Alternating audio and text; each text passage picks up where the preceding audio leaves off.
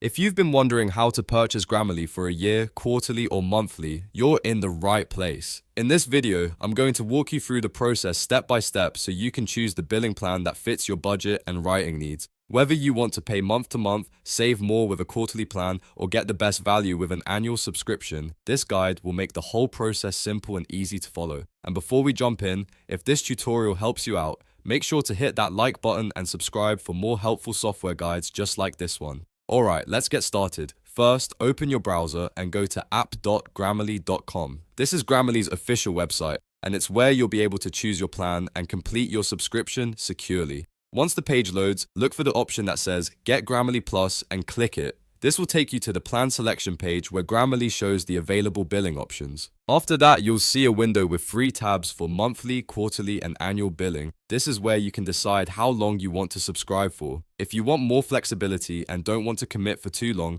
monthly may be the best option. If you want a balance between flexibility and savings, quarterly is a smart choice. And if you want the lowest cost per month overall, the annual plan usually gives you the best value. Go ahead and click the tab for the billing frequency you prefer. Once you select your plan, Grammarly will show you the pricing details for that option so you can review exactly what you'll be paying. Take a moment to compare the total cost and make sure it matches the plan you want. Then, continue by filling in your details. Depending on your account status, this may include logging in, creating an account, and entering your payment information. Make sure everything is correct before you finalize the purchase. If you're paying with a card or another payment method, double-check the billing information to avoid any issues during checkout. After you've reviewed everything, complete the subscription process and confirm your purchase. Once the payment goes through, your Grammarly plan will be activated and you'll be able to start using the premium features right away. That means you can take advantage of advanced grammar corrections, tone adjustments, clarity suggestions, and other tools designed to improve your writing.